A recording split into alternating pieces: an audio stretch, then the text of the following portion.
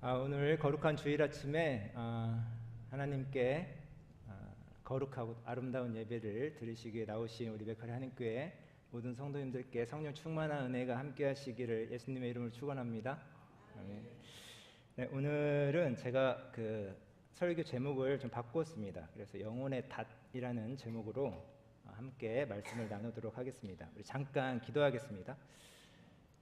하나님 아버지 감사합니다. 오늘 주님의 말씀을 선포하고자 합니다. 이 자리에 우리 주님께서 함께해 주셔서 주님께서 하시고자 하는 말씀이 온전히 선포될 수 있도록 도와주시고 이곳에 있는 모든 이들에게 성령의 충만한 은혜와 감동이 있을 수 있도록 함께하여 주시옵소서. 감사드리며 살아계신 예수님의 이름으로 기도하옵나이다.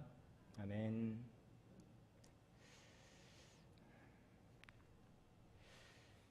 여러분 요즘에 유튜브 영상들 많이 보시죠? 네. 제가 그 영상을 보는데 이런 영상을 본 적이 있습니다. 사이클 경기였는데요. 오랜 거리를 열심히 달려와서 결승선을 한 10m 정도 앞두고 있던 사이클 선수가 그 결승선에서 많은 사람들이 환호와 박수를 보내니까 너무 좋아서 핸들에서 두 손을 놓고 양손을 이렇게 벌렸습니다. 사이클 선수기 때문에 우리들도 보통 그렇게 하죠. 이렇게 양손을 놓아도 관성이 있기 때문에 자전거가 넘어지지 않고 앞으로 갈 수 있죠. 근데 이 사이클 선수가 양손을 놓고 그 환호성을 들으면서 도취해 있었죠. 결승선을 자연스럽게 통과하리라 생각을 했는데 그만 불과 5m 정도를 앞두고 꽈당하고 넘어졌습니다. 얼마나 세게 넘어졌는지 넘어지고 나서 이 사람이 일어나질 못하는 거예요. 그때 뒤에서 쫓아오던 두 명의 사이클 선수가 이 사람이 채 일어나지 못하는 상태에서 결승선을 통과하고 말았습니다. 이 사람은 겨우 일어나서 자전거를 들고 뛰었죠. 3등으로 통과를 하는 그런 영상을 보았습니다.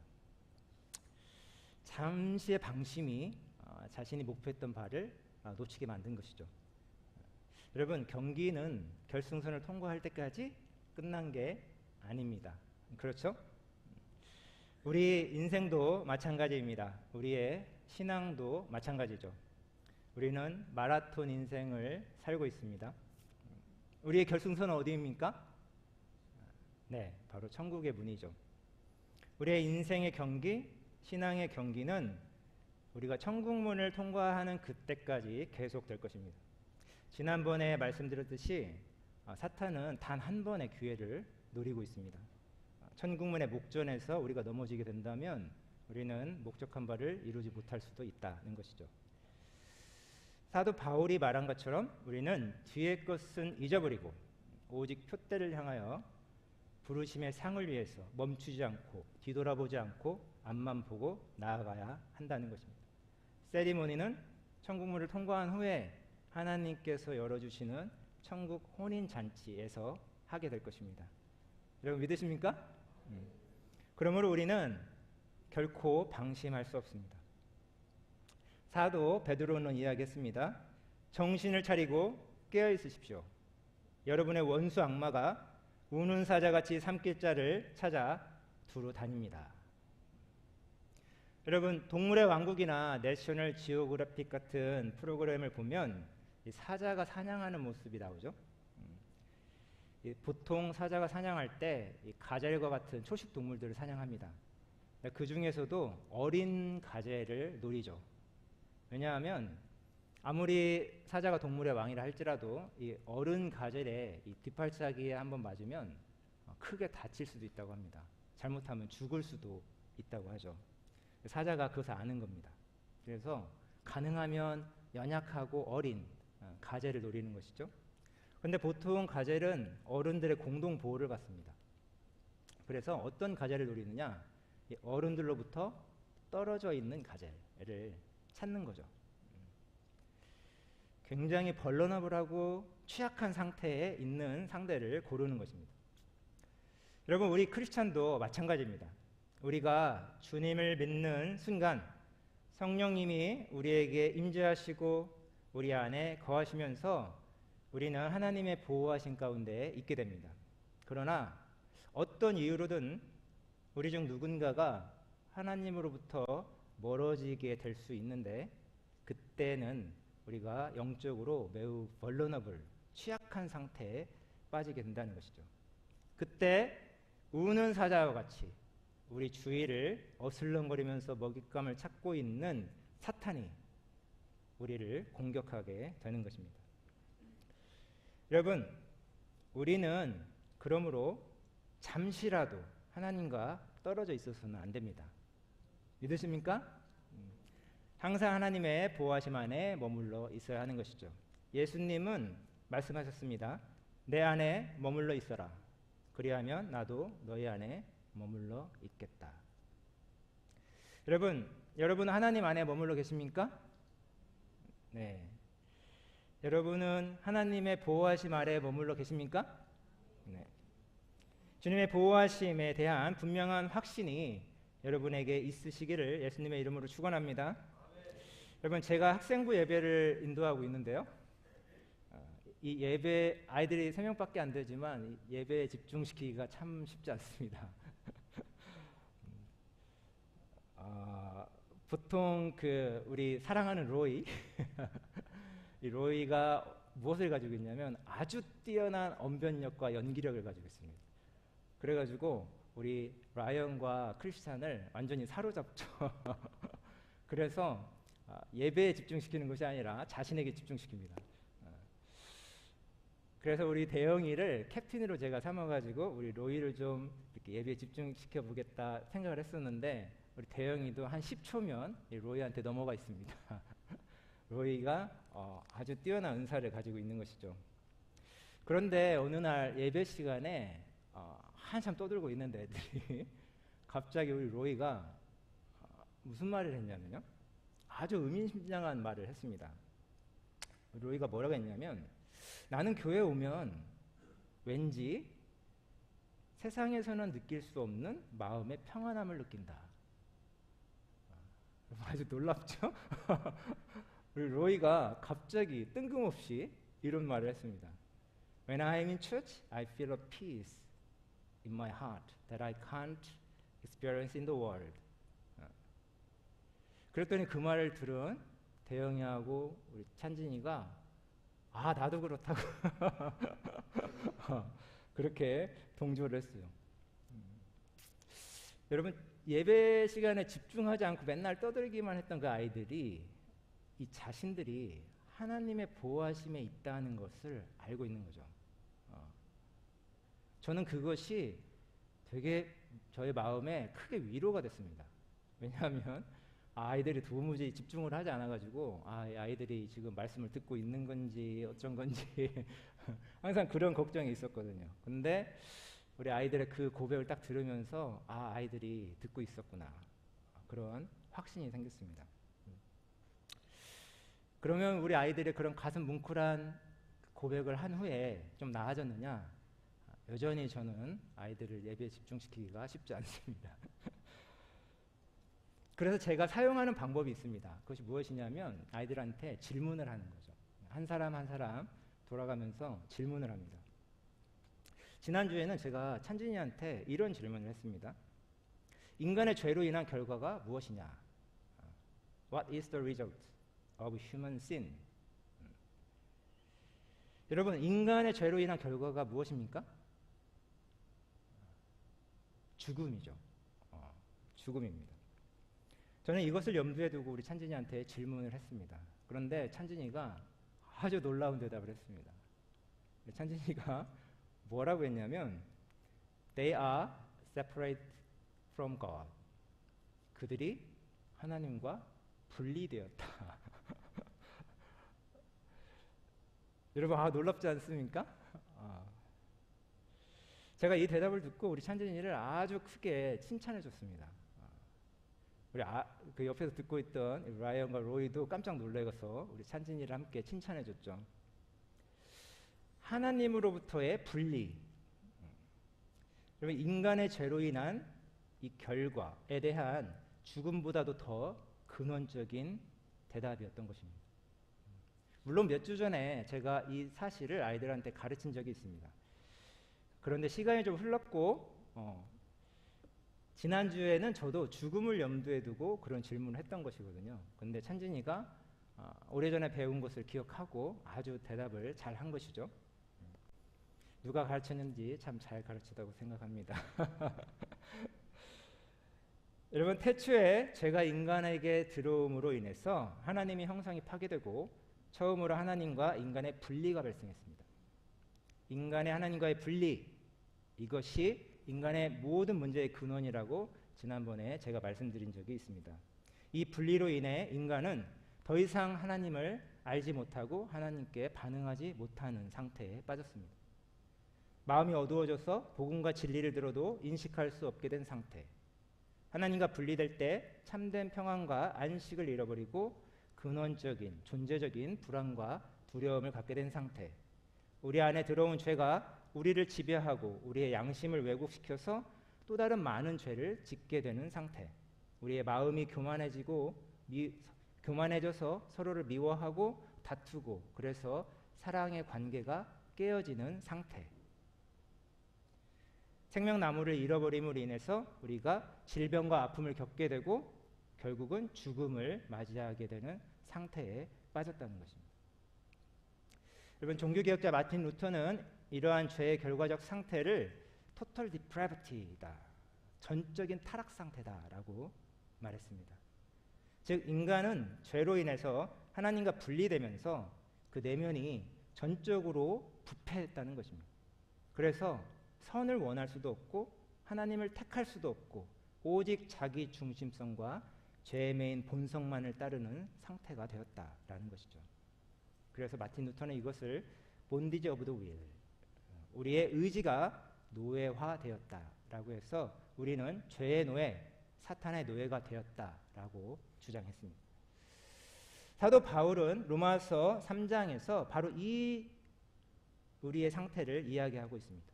로마서 3장 10절에 12절에 보면 의인은 없나니 하나도 없으며 깨닫는 자도 없고 하나님을 찾는 자도 없으며 다 치우쳐 함께 무익하게 되고 선을 행하는 자도 없나니 하나도 없다. 사도 바울의 이 로마서 말씀이 바로 이 인간의 전적 타락 상태, 죄의 노예 상태, 사탄의 노예 상태에 대해서 이야기하고 있는 것이죠. 그런데 여러분, 불행하게도 이것은 다름 아닌 바로 인간의 선택이었습니다. 태초에 하나님께서는 그 사랑이 흘러넘쳐서 하나님의 형상대로 인간을 창조하셨죠. 그리고 그들에게 복을 베푸셨습니다.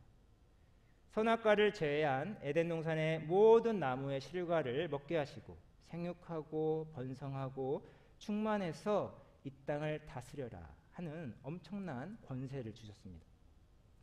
하나님의 인간을 향한 절대적인 사랑, 이것이 태초의 인간의 모습이었던 것이죠. 그런데 인간은 왜 하나님과의 분리를 선택했는가? 이것이 의문이죠. 그것은 하나님과 인간 외에 또 다른 등장인물이 있었기 때문입니다. 바로 뱀, 곧 사탄이죠. 여러분, 창세기에 보면 하나님께서 인간에게 이 모든 축복을 주셨음에도 사탄은 거짓말로 인간을 자극해서 그 모든 축복을 잊어버리게 하고 오직 한 가지 하나님께서 금지하신 선악과에 대해서만 모든 생각을 집중하도록 만듭니다. 여러분, 창세기 3장 4절 5절에서 사탄은 이렇게 이야기합니다. 뱀이 여자에게 말하였다. 너희는 절대로 죽지 않는다. You will not surely die. 하나님은 너희가 그 나무 열매를 먹으면 너희의 눈이 밝아지고 하나님처럼 되어서 선과 악을 알게 된다는 것을 아시고 그렇게 말씀하신 것이다. 여러분, 하나님께서 본래 인간에게는 뭐라고 말씀하셨습니까? 우리 창세기 2장 16절 17절에 보면 이렇게 되어 있습니다. 주 하나님이 사람에게 명하셨다. 동산에 있는 모든 나무의 열매는 내가 먹고 싶은 대로 먹어라. 그러나 선과 악을 알게 하는 나무의 열매만은 먹어서는 안 된다. 그것을 먹는 날에는 너는 반드시 죽는다. You shall surely die. 그러나 여러분, 사탄은 인간에게 말했습니다. 너희는 절대로 죽지 않는다. You will not surely die. 그 나무의 열매를 먹으면 너희의 눈이 밝아지고 너희가 하나님처럼 될 것이다. You will be like God. 여러분, 사탄이 거짓말을 통해서 사실과 진리를 왜곡했습니다. 피조물인 인간은 하나님의 창조의 질서의 한 부분입니다. 하나님께서 사랑으로 하나님의 형상대로 인간을 창조하셨고 이 세상을 다스리는 권세를 주셨지만 그럼에도 불구하고 선과 악의 최종 권위는 피조물인 인간에게 있는 것이 아니라 창조주인 하나님께 있는 것이죠. 하나님께서 생명의 근원이시고 인간과 세상의 주인이시고 인간은 피조물이며 하나님의 청지기이자 종일 뿐인 것입니다. 이것이 진리이고 팩트이죠. 다른 말로 말하면 내가 하나님을 떠나면 너는 반드시 죽는다. You shall surely die. 너는 결코 하나님처럼 될 수 없다. You can never be like God. 바로 이것이 진리이고 팩트라는 것입니다. 여러분, 현대 심리학에서 인지심리학이라는 분야가 있다고 합니다. 여기에는 인지 왜곡이라는 개념이 있다고 해요. Cognitive distortion. 이것은 현실을 객관적인 사실대로 해석하지 못하고 왜곡된 방식으로 생각을 형성해서 감정과 행동에 부정적인 영향을 미치는 사고 패턴이라고 합니다. 다른 말로 말하면 감정이나 사건을 객관적인 증거보다 주관적인 느낌이나 잘못된 논리에 따라 판단하는 생각의 오류라는 것이죠. 이것이 일종의 패턴을 형성하기 때문에 이 오류에 한번 빠지게 되면 빠져나오기가 쉽지 않다고 합니다. 그래서 치유가 필요한 것이죠. 따라서 우리의 이 생각의 오류를 시정해서 사실과 진리를 바르게 인식할 수 있도록 도와주는 인지치료라는 것이 우리 기독교 영성 상담에서 널리 다루어지고 있다고 합니다. 여러분, 바로 이 아담과 하와가 사탄의 속임에 넘어가서 이 인지 오류를 일으킨 것이죠. You will be like God.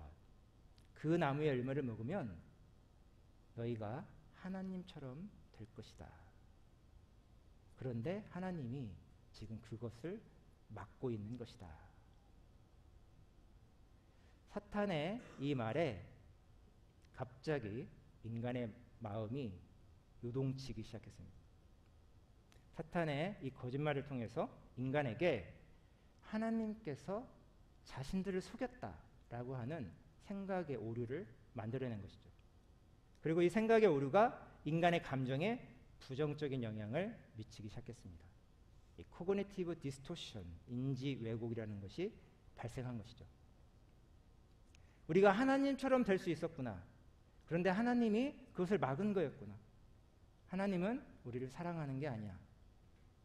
그들의 마음속에 하나님에 대한 섭섭한 감정이 몰려오기 시작했습니다. 그리고 이것이 발전되어서 하나님에 대한 실망감으로 발전했고 이것이 더 심해져서 원망하는 마음, 분노하는 마음이 일게 된 것이죠. 급기야 인간은 스스로 선악을 판단하는 세상의 주인이 되어서 하나님을 대신하겠다는 교만한 마음에까지 이르게 됩니다. 여러분, 사탄이 인간의 마음에 돌멩이를 던졌습니다.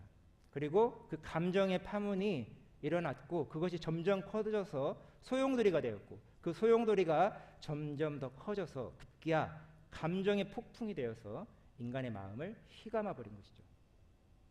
자신의 감정을 추스릴 수 없고 감정의 왜곡으로 그들의 마음이 급격하게 요동치자 그들은 하나님으로부터 분리를 선택하게 된 것입니다. 그리고 말했을 것입니다. I will not surely die. 나는 결코 죽지 않을 것이다. 여러분, 하나님을 잘 믿다가도 어느 날 갑자기 하나님을 떠나는 사람들을 우리는 주변에서 심심치 않게 볼 수 있습니다. 그때 그들의 떠남의 이유를 살펴보면 10중 8구 그들의 감정에 문제가 있다는 것을 발견하게 되죠.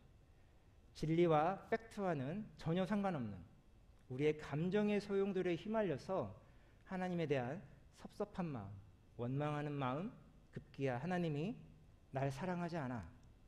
하나님은 계시지 않는 거야. 하나님을 부인하고 떠나는 것이죠. 열심히 신앙생활을 했음에도 나아지지 않는 삶, 열심히 예배드리고 기도하고 말씀 읽고 하나님께서 원하시는 것은 다 한 것 같은데 왜 나의 삶은 나아지지 않을까? 왜 이렇게 나에게는 고난과 실패가 찾아오는 거지?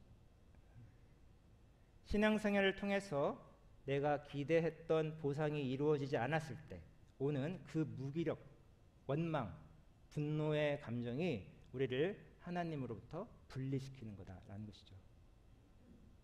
또 오랜 신앙생활이 타성에 젖어서 아무런 은혜와 감동 없이 그저 성전 뜰만 받고 다니다가 어느덧 교회가 속박처럼 느껴질 때도 있습니다. 교회는 나의 가능성을 제한하는 곳이야. 나의 자유를 제한하는 곳이야. 나는 교회 때문에 내 자유를 빼앗겼어. 라고 하는 생각의 오류를 일으키게 된다는 것이죠. 그로 인한 답답함, 불만, 짜증 이러한 감정들이 폭발해서 우리는 교회를 떠나게 됩니다. 교회 안에서 발생하는 여러 가지 인간관계의 문제로 인한 상처와 실망의 감정, 세상적인 쾌락을 욕망하지만 자제해야 하는 그 의무감에서 오는 욕구 불만의 감정이 그 원인이 되기도 합니다. 신앙생활에도 불구하고 여전히 내 안에 있는 하나님의 심판에 대한 두려움, 불안, 그리고 여전히 죄 가운데 있는 자신의 모습을 발견할 때 느껴지는 죄책의 감정이 하나님을 회피하거나 부인하게 만들어서 하나님을 떠나는 경우도 있습니다.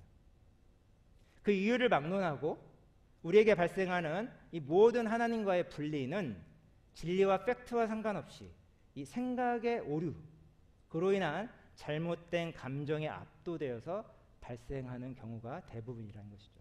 그리고 그 배후에는 항상 사탄이 있습니다. 여러분, 이것이 우리를 하나님으로부터 분리시키는 사탄의 전략입니다. 사탄은 태초부터 지금까지 이 전략을 사용해 오고 있는 것이죠. 여러분, 우리가 우리의 감정에 따라 신앙생활을 하려 한다면 우리는 반드시 실패하게 될 것입니다. 우리의 삶이 쉽지 않죠. 고난의 연속입니다. 항상 우리의 감정은 요동치고 그때마다 우리가 그 감정에 끌려가다 보면 우리의 신앙은 밑바닥을 드러내고 삶은 엉망이 될 것입니다.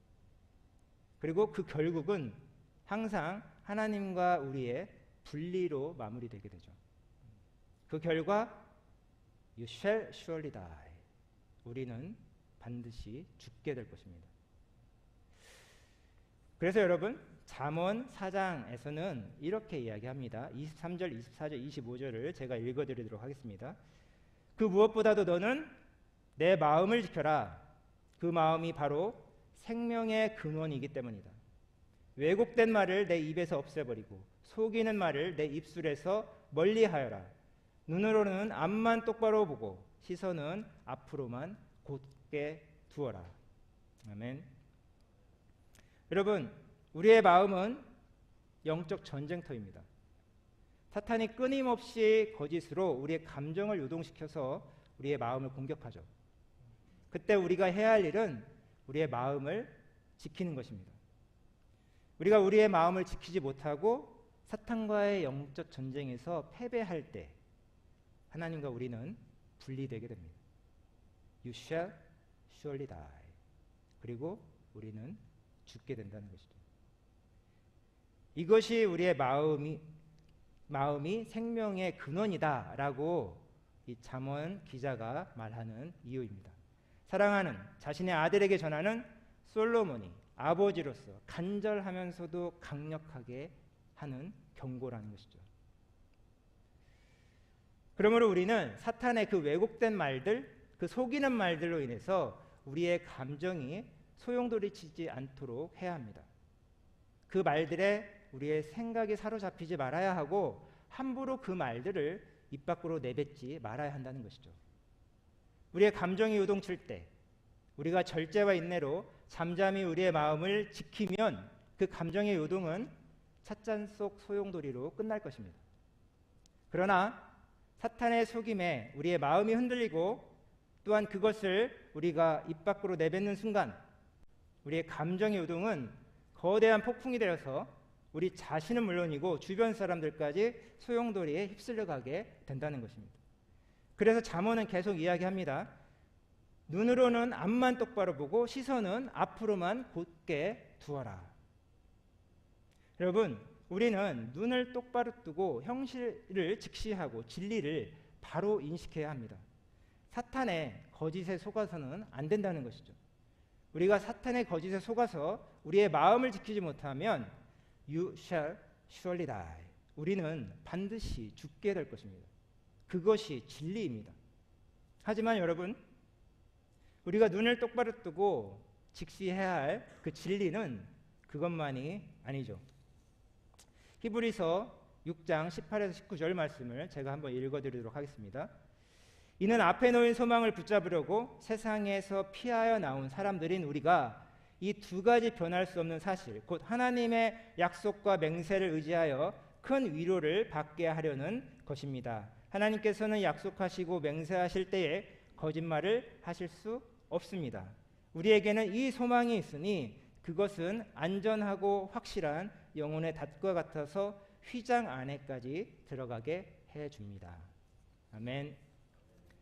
여러분, 여기에서 지성소의 휘장 안에 들어간다는 것은 창조주의자 우리의 주인이신 하나님의 임재 가운데 들어간다는 것을 말합니다.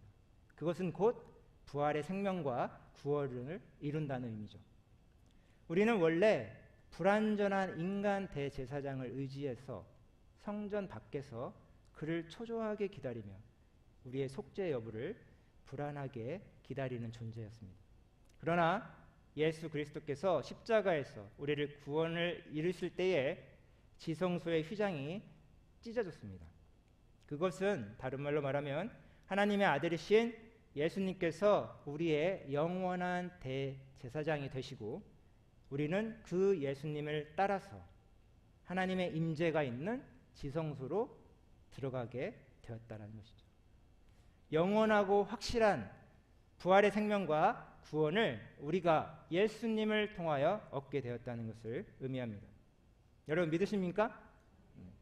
하나님께서 아브라함을 부르실 때 아브라함과 그 자손, 곧 약속의 자손인 우리에게 이것을 약속으로 주셨습니다. 그리고 그것에 더해서 하나님의 그 거룩하신 이름을 걸고 맹세까지 하셨다는 것이죠. 우리를 위한 하나님의 그 약속과 그 맹세, 이 변할 수 없는 이 두 가지 사실이 바로 우리가 눈을 똑바로 뜨고 직시해야 할 진리라는 것이죠. 그리고 이것이 죄와 사망으로 가득한 어두운 세상에서 피하여 나온 우리에게 영혼의 닭과 같은 소망이 된다라는 것입니다. 앵커, 닷이란 무엇입니까? 여러분, 배가 항해할 때 비바람이 몰아치고 폭풍이 일고 집채만한 파도가 그 배를 때리고 있습니다. 그때 우리는 닻을 내려야 하죠. 바다의 표면은 폭풍의 소용돌이가 몰아친다 해도 닻은 그 배를 그 폭풍 가운데에서 휩쓸리지 않도록 안전하고 든든하게 잡아주는 역할을 하는 것이죠. 여러분, 우리의 감정은 폭풍이 있는 바다와도 같습니다. 사탄은 거짓의 돌을 던져서 우리의 마음에 파문을 일으키죠. 그 거짓의 돌들이 우리의 마음을 때려서 어느덧 우리의 감정에 소용돌이가 일어나고 급기야 폭풍우가 되어서 몰아칠 때 우리가 직시하고 있던 그 진리, 곧 하나님께서 예수 그리스도를 통하여 이루어 주신 구원과 축복의 그 약속과 그 맹세가 우리의 영혼에 닻이 되어서 우리의 믿음과 삶이 흔들리지 않도록 견고하게 붙들어 줄 것입니다. 여러분 믿으십니까? 바로 우리의 영원한 대제사장이 되셔서 우리를 가로막고 있던 성소의 그 휘장을 찢어버리고 그 거룩하신 하나님의 임재 가운데로 우리를 인도하셔서 부활의 생명과 구원을 이루어 주신 하나님의 아들이신 예수 그리스도, 길과 진리와 생명 되신 우리의 구원자이신 그분이 바로 우리의 영혼의 닻이다라는 것입니다.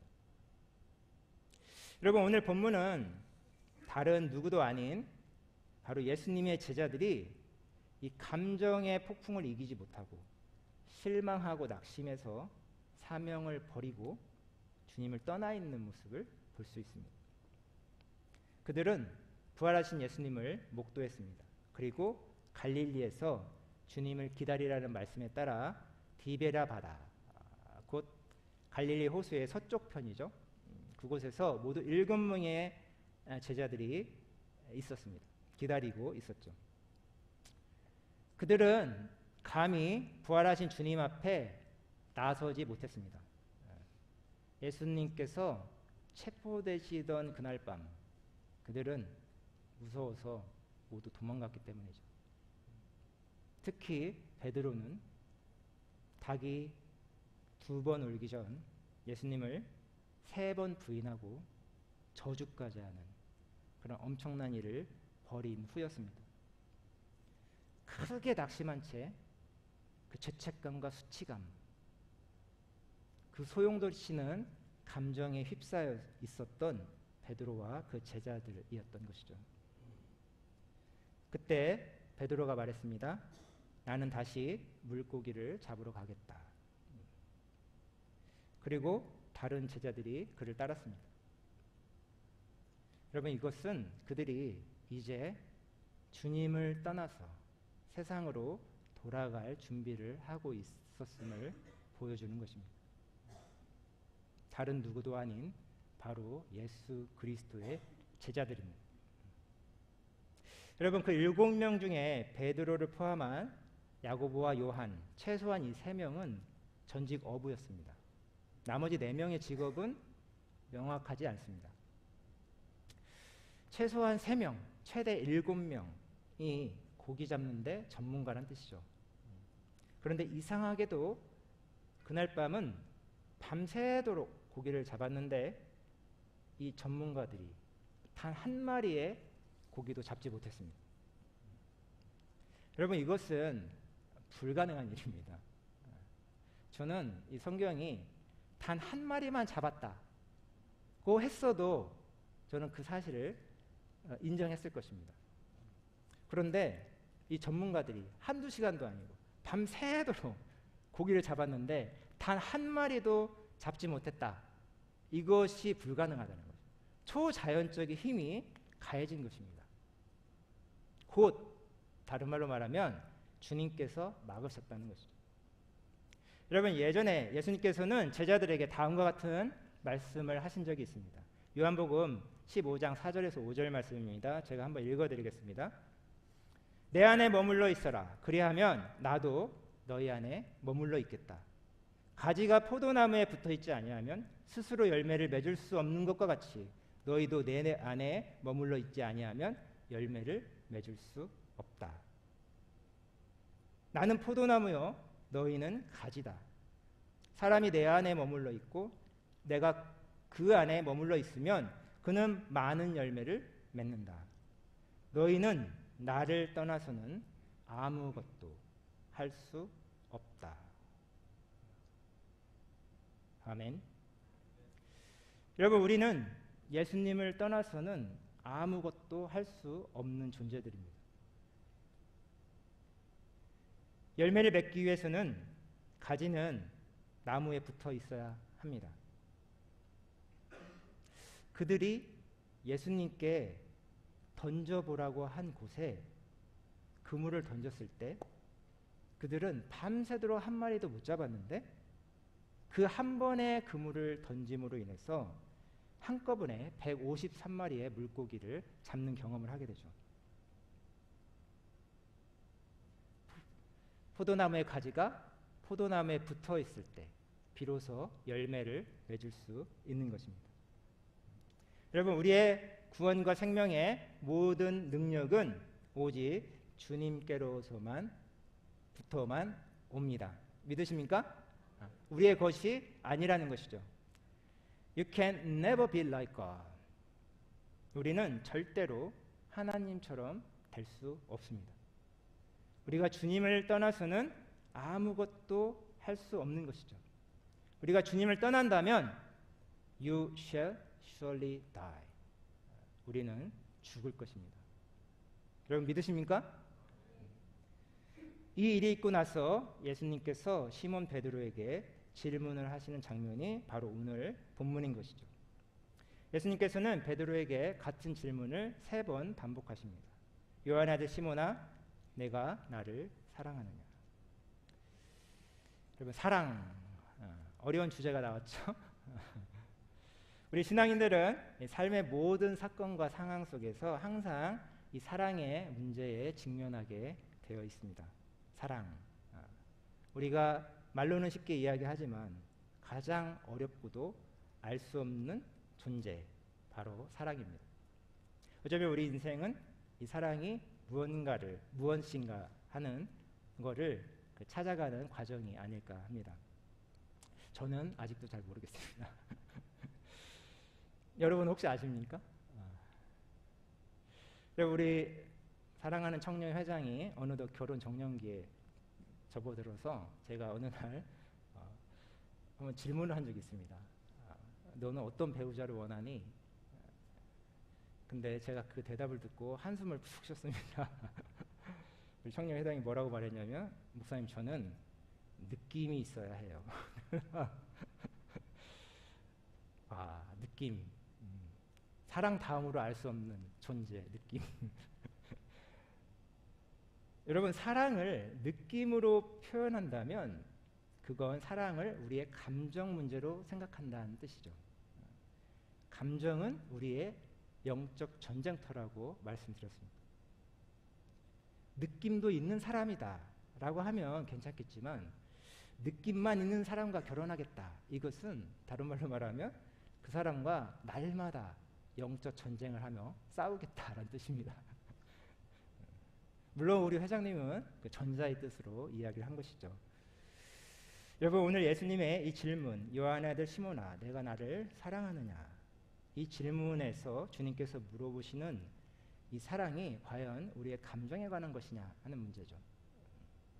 마태복음 22장에서 한 율법사가 예수님을 시험하려고 질문을 합니다.